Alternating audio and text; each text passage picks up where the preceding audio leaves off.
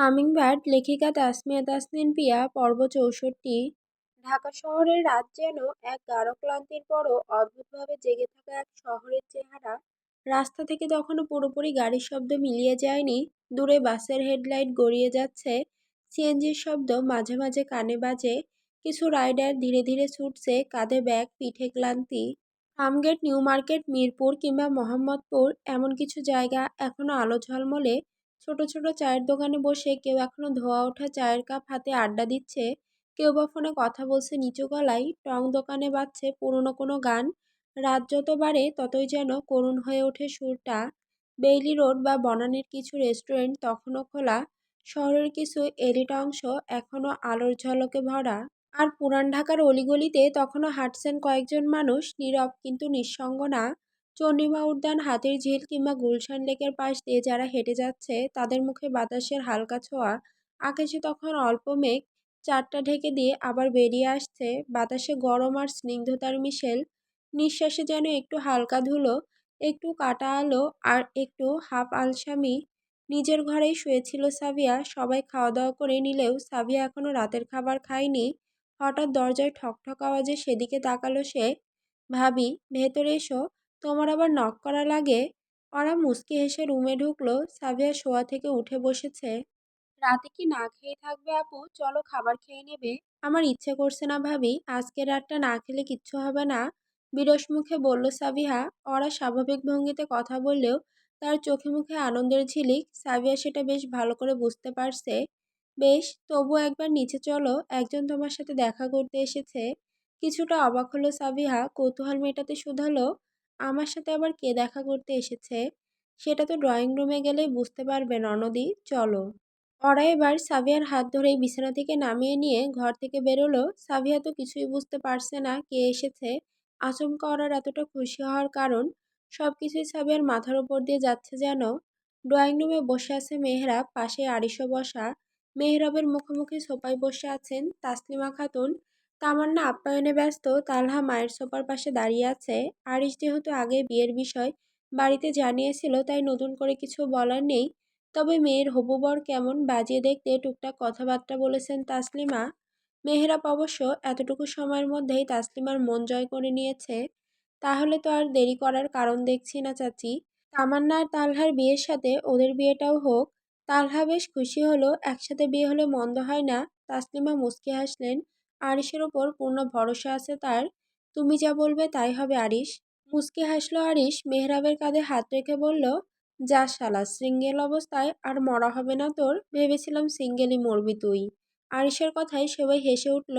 এর মধ্যে ওরা সাবিয়াকে নিয়ে ড্রয়িং রুমে চলে এসেছে। মেহরাব যখন সবার সাথে হাসিতে মেতেছিল, ঠিক তখনই সাবিহার দৃষ্টি আটকে যায় তার ওপরে। মুহূর্তেই চমকায় সে, বুকটা ধক করে ওঠে। মেহরাব এসেছে, না আসার তো কিছু নেই। আরিশের বন্ধু, সেই হিসেবে তো আসতেই পারে সে। কি হলো, সারপ্রাইজ?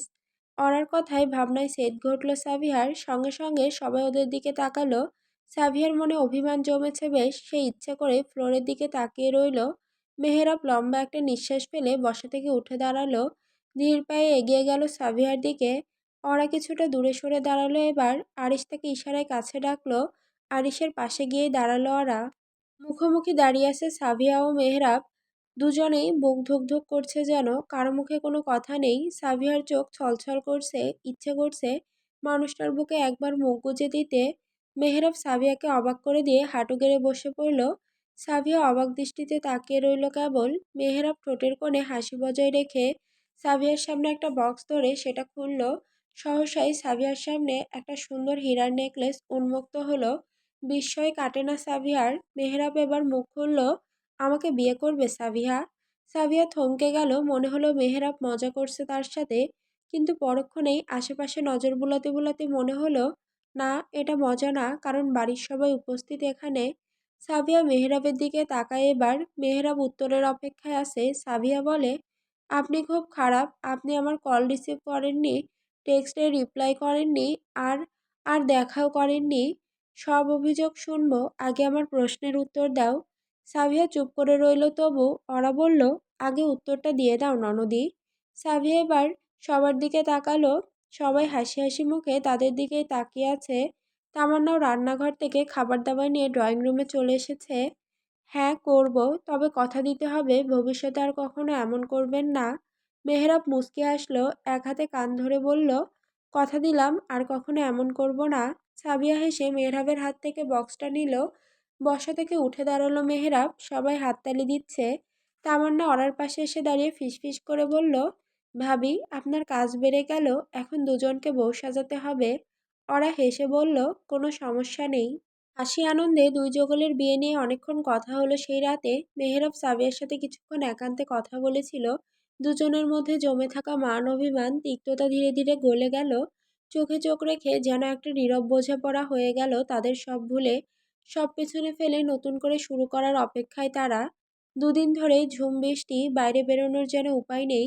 জানালার পাশে দাঁড়িয়ে আছে ওরা। সময়টা বিকেলবেলা, আসরের আজান হয়েছে কিছুক্ষণ আগে। হঠাৎ ফোনের রিংটোন বেজে ওঠাতে নড়ে চড়ে উঠল ওরা। বিছানার কাছে গিয়ে ফোন হাতে নিয়ে দেখলো মা কল করেছে। আসসালামু আলাইকুম মা, কেমন আছো? ওয়ালাইকুম আসসালাম। আলহামদুলিল্লাহ, তোরা কেমন আছিস সবাই? আমরাও আলহামদুলিল্লাহ ভালো আছি। বাবার শরীর কেমন আর নয়না কি করছে? তোর বাবা ভালোই আছে, নয়না ঘুমাচ্ছে। এখন শরীর ঠিক আছে তো? হ্যাঁ ঠিক আছে।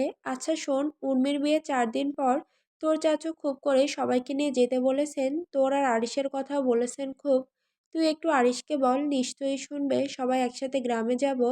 ওরা ভাবনায় পড়ল কিছুটা, আরিস রাজি হবে কিনা কে জানে। ঠিক আছে মা, আমি বলবো ওনাকে, রাতে বাসায় ফিরুক তারপর। রোকসানা মল্লিক খুশি হলেন, হেসে বললেন, ঠিক আছে আগামীকাল সকালে বলিস আরিস কি বলে। আচ্ছা মা, জানাবো।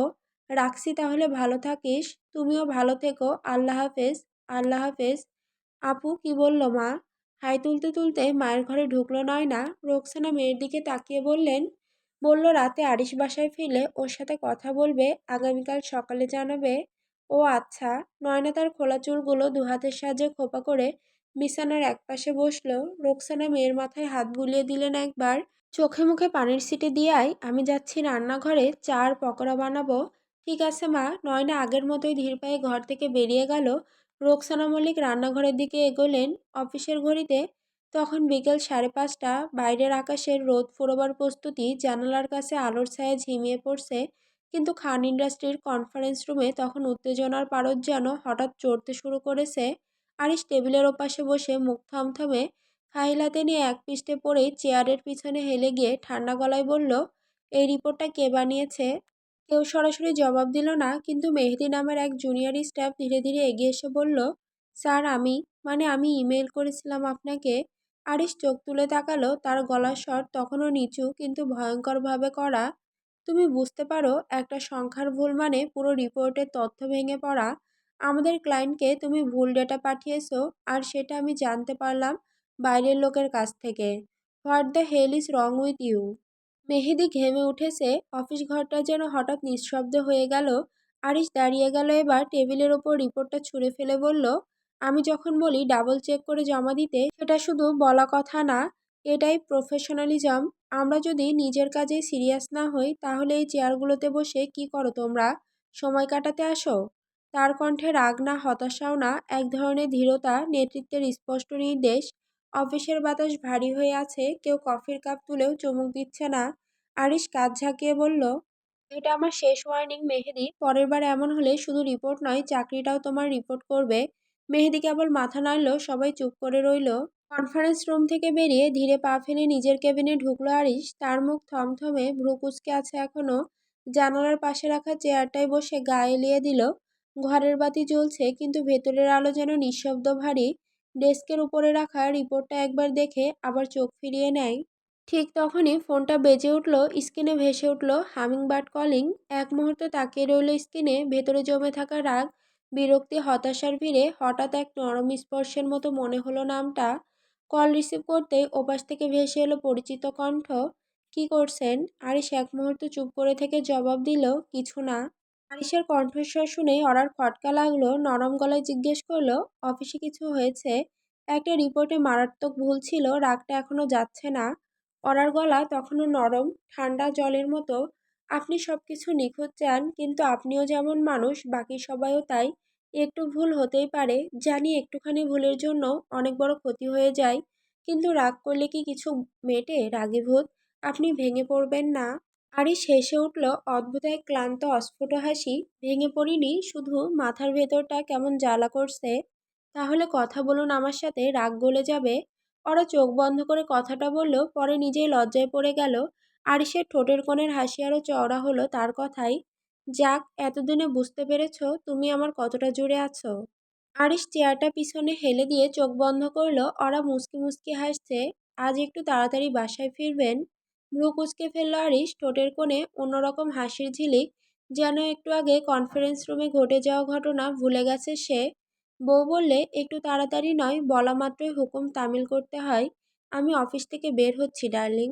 লজ্জায় চুপ করে রইল ওরা। আরিশ কেবল তার নিঃশ্বাসের শব্দ শুনতে পাচ্ছে। আরিশ ফিসফিস করে ফের বলল, be ready because I am coming for you and this time I won't ask for permission. ওরা আর কিছুই না শুনে কল কেটে দিল। লজ্জায় নিজের ওড়না দিয়ে মুখ ঢেকে মিটিমিটি হাসছে সে। ভদ্রলোক আর ভদ্র হলো না। রাতের শহরে আজ হালকা বাতাস, মাথার ওপর আধখানা চাঁদ, চারপাশে নরম আলো। ব্যস্ত ঢাকা শহর যেন আজ একটু ধীরে হাঁটছে। হয়তো মেহেরাব আর সাবিহার জন্য দীর্ঘ সময়ের মান অভিমান, দূরত্ব আর ভুল বোঝাবুঝির পরে আজকের রাতটা যেন নতুন এক শুরু। একসাথে শহরে বের হয়েছে তারা, হাত ধরে, না বলা শত আবেগ বুকের ভেতর জমিয়ে। ধানমন্ডি লেকের পাশে হাঁটছে দুজনে। মেহেরাব পরেছে হালকা নীল রঙের ক্যাজুয়াল শার্ট, হাতে একটু গুটানো, সাথে জিন্স প্যান্ট। সাবিহা পরেছে গোলাপি থ্রি, চুল ঢিলে করে বেঁধে রেখেছে একটা হালকা ওয়েভ। স্বাভাবিক নরম একটি লুক। মেহরাবের হাতে সাবিয়ার হাত, কিন্তু চোখে চোখ না রেখেও সব কথা বলা হয়ে যাচ্ছে যেন। হঠাৎ এক সময় সাবিয়া থেমে গেল। মেহরাব, মনে আছে এই জায়গায় আগেও এসেছিলাম আমরা? মেহরাব হালকা হাসলো। মনে থাকবে না? সেদিন তো তুমি রাস্তা পার হওয়ার সময় আমার হাত ধরেছিলে। তখনও বলনি এতটা ভালোবাসো। সাবিয়া হেসে ফেলে, চোখ নামিয়ে বলে, তখন ভাবতাম বললে হয়তো সব বদলে যাবে। আর এখন? এখন ভাবি না বললে হয়তো হারিয়ে ফেলতাম তোমাকে। মেহরাব তার দিকে একটু ঝুঁকে এসে কপালের ঠিক মাঝখানে চুমু দিল। তুমি আমার জীবনের প্রথম ও শেষ ভালোবাসা। আমি তোমাকে কখনোই আবার দূরে যেতে দেব না। দূরে যেতে দিলে তো। মেহরাব খিলখিল করে হেসে উঠল। সাবিয়া তার কাঁধে মাথা রাখলো। চারপাশে নীরবতা যেন হঠাৎ তাদের হৃদস্পন্দনের সুরে ভরে উঠল। হাত ধরাধরি করে আবার হাঁটতে শুরু করলো তারা। পেছনে পড়ে রইল অভিমান, কষ্ট, পুরনো গ্লানির ছায়া। শহর আজ যেন আরো আলোকিত শুধু তাদের জন্য। কি গো, ওরাকে কল করেছিলে তুমি? আগামীকাল বিকেলের মধ্যে গ্রামের বাড়িতে যেতে হবে। ভাইজান বড্ড রাগারাগি করছেন। অফিস থেকে ফিরে ফ্রেশ হয়ে এসে ড্রয়িং রুমে বসলেন সুলাইমান। রোকসানা স্বামীর জন্য চা নিয়ে এসেছেন। নয়না পড়াশোনা নিয়ে ব্যস্ত। আজ বিকেলেই তো কথা বললাম ওরার সাথে, সকালে জানাবে। আরিশের সাথে রাতে কথা বলবে বলল। সুলাইমান রোকসানার হাত থেকে চায়ের কাপটা নিলেন। ধীরে সুস্থে চায়ে চুমুক দিয়ে বললেন, বেশ, তবে তুমি গিয়ে আমাদের জামা কাপড় ও প্রয়োজনীয় জিনিসপত্র গুছিয়ে নাও। 5 দিন ছুটি নিয়েছি, তার মধ্যে একদিন গেল অফিসের ঝামেলায়। ছুটি নিয়েও শান্তি নেই। কিছুটা হতাশা প্রকাশ করে বললেন কথাগুলো। কি হয়েছিল অফিসে? একটা প্রজেক্ট রিপোর্ট জমা দেওয়ার ডেট ছিল ছুটির সময়েই। বলেছিলাম মেহেদি যেন ঠিকমতো হ্যান্ডেল করে, কিন্তু কি আর বলবো, রিপোর্টে এমন ভুল, শেষ পর্যন্ত নিজেই গিয়ে সংশোধন করে দিতে হলো। অফিস গিয়ে 3 ঘন্টা বসে কফি আর টেনশনে কাটাতে হয়েছে। বুঝতে পেরেছি। আচ্ছা শোনো, আমি সব গুছিয়ে নিচ্ছি। সুলাইমান মল্লিক আর কিছু বললেন না, কেবল মাথা নেড়ে সম্মতি জানালেন। রোকসানা নিজের ঘরের দিকে এগোলেন। সন্ধ্যার আগে আগে আরিশ অফিস থেকে বের হলেও বাড়িতে ফিরতে ফিরতে রাত 9টা বাজলো। রাস্তায় যা জ্যাম, তাতে 2 ঘন্টার পথে যেন 4 ঘন্টা লাগার উপক্রম। বিছানায় চুপচাপ বসে আছে ওরা। অনেকদিন হলো কোথাও বেড়াতে যাওয়া হয়নি ওরার। তাই আজকে যেভাবেই হোক বুঝিয়ে শুনিয়ে কাজিনের বিয়েতে যাওয়ার জন্য প্ল্যান করছে ওরা। এজন্যই আরিশকে আজ তাড়াতাড়ি বাসায় ফিরতে বলেছিল সে। তবে এত দেরি হওয়ার কারণে মনটা কেমন খসখস করছে ওরার। কি খবর পাখি? আচমকা আরিশের কণ্ঠস্বর শুনে সামনে তাকালো ওরা। অন্যমনস্ক হয়েছিল বলেই ভদ্রলোকের পায়ের শব্দ টের পায়নি। ভালোই, এই বুঝি আপনি তাড়াতাড়ি ফিরলেন? প্রিয়তমার কণ্ঠে অভিমানের আভাস পেয়ে আরিশের মনটা যেন নেচে উঠল। অরার একটু ভালোবাসা পেলে আরিশের নিজেকে সবচেয়ে সুখী মানুষ মনে হয়। সে অরার পাশে গিয়ে দাঁড়ালো, দুহাত বাড়িয়ে দিল। ঠিক যেভাবে ছোট বাচ্চাদের কোলে নেওয়ার জন্য হাত বাড়ানো হয় সেভাবে। অরা আরিশের কাছে এগিয়ে গেল। ভদ্রলোক বরাবরের মতোই কোলে তুলে নিল অরাকে। রাস্তায় অনেক জ্যাম ছিল হামিংবার্ড। আচ্ছা, বুঝতে পেরেছি। যান, ফ্রেশ হয়ে আসুন। আমার অনেক খিদে পেয়েছে। খিদে পেলে খাও, সামনেই তো দাঁড়িয়ে। আরিশ মিটিমিটি হাসে, কথা শেষ করলো না। ওরা তার দুষ্টুমি বুঝে গেছে। আগে খাবার তারপর এসব। ওরা কিছু বলতে যাচ্ছিল, কিন্তু আরিশ হঠাৎ এগিয়ে এসে তার মুখ থামিয়ে দিল। চোখে চোখ রেখে মুহূর্তখানেক তাকিয়ে থাকলো।